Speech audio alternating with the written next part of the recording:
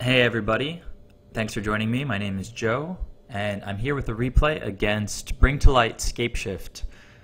The opponent has won the die roll, which is unfortunate because this matchup can often come down to who won the die roll. Looking at opening hands, the opponent has 5 lands, Search for Tomorrow, and Remand. I don't know. Is it a keep? Not a keep? Hard to say. I guess this guy probably knows better than I do whether this is keepable. Scapeshift obviously wants to hit its land drops, but they don't have a lot going on other than Remand and Search for Tomorrow.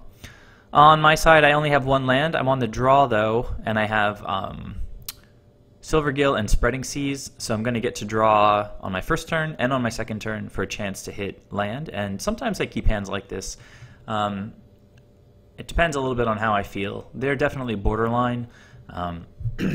Mulligan half the time, keep half the time. I think I kept here.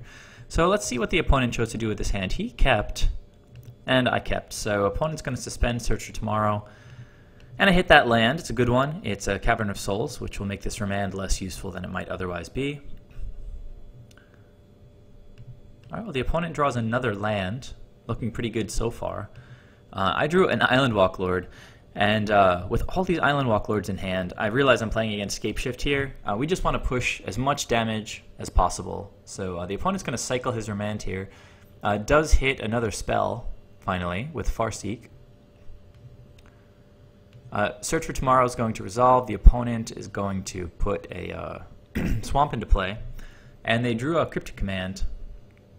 Going to play Farseek now. It's a sorcery. You can search for basically any kind of land, plains, island, swamp, or mountain. This is an island and a mountain. Alright, we're going to go ahead, draw another land, play another Island Walk Lord, swing for 3. You can see how many lands the opponent already has out. They had Farseek and Search for Tomorrow, and they're already 2 ahead of the curve being on the play. I'll play another Island Walk Lord here, but with triple blue, the opponent can cast a Cryptic Command and get that extra turn on me by tapping my team down. Alright, well, I drew an Electrolyze. That is useful sometimes for Cryptic Command because they can put me down to 18, which makes a Scapeshift with 7 lands lethal. Because 6 triggers makes 18 damage.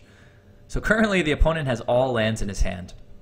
I'm going to have 4 Island Walk Lords, or just 4 Lords on the battlefield, swinging for 15 here, taking the opponent all the way down to 2. So the opponent has to draw something pretty sweet this turn to get out of this pickle. So they drew Anticipate, which is pretty great because they get to look at the top 3 cards. Imagine they have 4 Scapeshifts and 4 Bring to Lights in their deck. And look at that, they hit the Bring to Light, and me tapped out with no interaction at all. They get to tap that for, let's see, black, green, blue, red, green, and they get a Scapeshift because they used at least 4 colors to cast Bring to Light. And that's it. Game 1 went to Scapeshift. If I was on the play that game, I would have taken it. Let's go ahead and look at the opening hands for game 2. On my side, I have an AEther Vial, 2 Mutavaults, Master of Waves, Negate. The Negate is the important thing here, though Mutavault also, and I've got some creatures. Might take a while to develop my board, but I've got plenty of other creatures I can draw into. I love having at least 1 counterspell against Scapeshift, so feeling pretty good about that hand. On the opponent's side, 1, 2, 3, 4, 5 lands again, this time with a Farseek and a Cryptic Command. I guess since they kept last time, they'll probably keep this time. Last time they had Search for Tomorrow and Remand, not too different from Farseek and Cryptic Command. Alright, both kept. I'm going to open with Mutavault and AEther Vial since I'm planning on starting the beats with Mutavault next turn. Opponent's going to play a tap Cinderglade and drew into another land.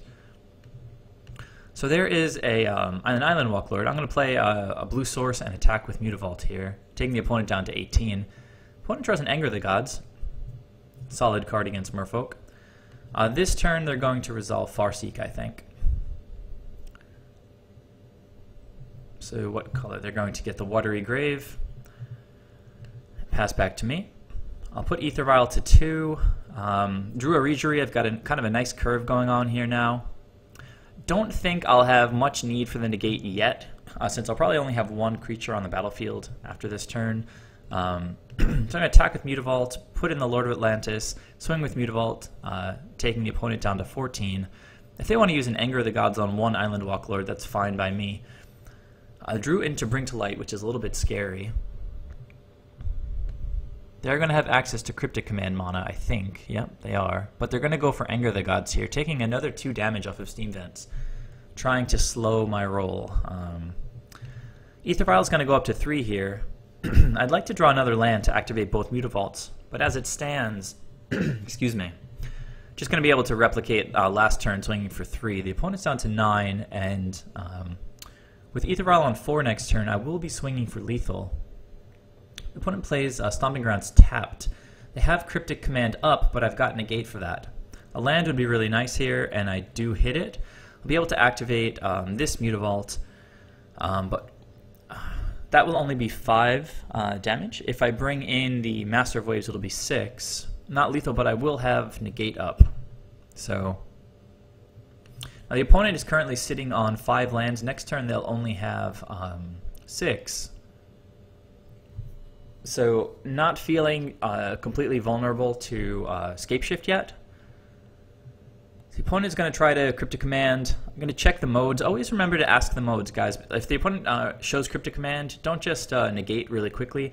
By making sure we know what the modes are that they're choosing, we can sometimes get a read on what they're trying to do. Most of the time, of course, it's going to be tap all the creatures your opponents control and draw a card. But if he's trying to bounce a certain permanent, could indicate, I don't know, something about what their plan is. So here I'm asking tap draw, of course. I'll negate that. I'm going to bring in Master of Waves here and go ahead and swing. It's going to be 4 and 2 for 6. The opponent will go down to 3. As I mentioned, they're only going to have access to 6 lands this turn. Even if they wipe my board, I'll have 4 damage with the Mutavaults. Actually, 6, since I can vial in another Master of Waves. So I think the opponent is just thinking about his outs here. He's got Bring to Light, but what can he grab? You know, he might cast that just to sort of look through his library. And he does. It looks like we have green, blue, black. Sorry, blue, red, green, black. Yeah, chose to scoop it up there. So pretty strong Merfolk game. Had the counter back up for the Cryptic Command. Let's see how the last game went. Opponent has, this time, 4 lands, 3 spells. That's a much better balance than his first 2 games. Going to be able to suspend Search for Tomorrow on turn 1, and then already has access to double red to resolve Anger of the Gods. On my side of the table, I've got, looks like 2 blue sources, Aether Vial, and 4 Merfolk. Pretty excellent, although I am, of course, a little bit afraid of Anger of the Gods. Okay, so opponent goes to 18, suspending Search for Tomorrow. I'm going to play Oboro into Aether Vial. Opponent takes Search for Tomorrow down to 1. Drew a Sakura Tribe Elder, which is an excellent draw. It's going to let them ramp even harder than they were able to up to this point. Draw another land, but with the opponent tapped out, I'll play the island into Silvergill, hoping to draw some counter spells here. Unfortunately, I keep hitting Merfolk. Opponent sacks Sakura Tribe Elder, grabs another island, resolves Search for Tomorrow, grabbing a swamp. Things going pretty well for the opponent. Draw into a Scapeshift there. So they're going to take 2 damage here. Resolve, Bring to Light. Okay, so Hunting Wilds is a card I was unfamiliar with before this matchup. It's a pretty sweet target for Bring to Light. If you're resolving Bring to Light in a situation exactly like this, where you already have your win condition in your hand, but you want to get more lands out, Hunting Wilds is pretty fantastic. You get to search your library for up to 2 forest cards, including, I guess, Shocklands. You can get an Overgrown Tomb or Stomping Grounds, and put them into play tapped, then shuffle your library. It has a kicker cost, but it's not being paid here. If you do pay it, you untap all forests put into play this way. They become 3/3 green creatures with haste that are still lands. And it doesn't say until the end of turn. They just permanently become 3/3 green creatures with haste that are still lands. So right now he's just going to get to put 2 more forests, and he's setting up for a lethal Scapeshift next turn. Now remember, this is the opponent's third turn. This is Scapeshift as a combo deck, sort of going all out here. So I'll take Aether Vial up to 2. I'll just jam 2 Island Walk Lords. No counter spells available to me.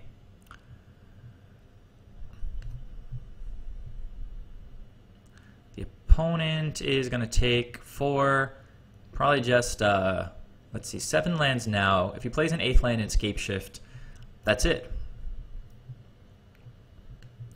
So Scapeshift sacrifices all of his lands. He'll go and get probably 2 Valak Kits and 6 Mountains for 12 triggers, I think, which is like 36 damage. Pretty intense, which is more than lethal. So I think that might be the first time I lost to Scapeshift on their turn 4. And we can do it. We have a lot of hands that can win on turn 4. Scapeshift I tend to think of as a grindier kind of deck, but as we saw here, they can totally pull it off. They had a ramp spell on turn 1 with Search of Tomorrow. They had a ramp spell on turn 2 with Sakura Tribe Elder.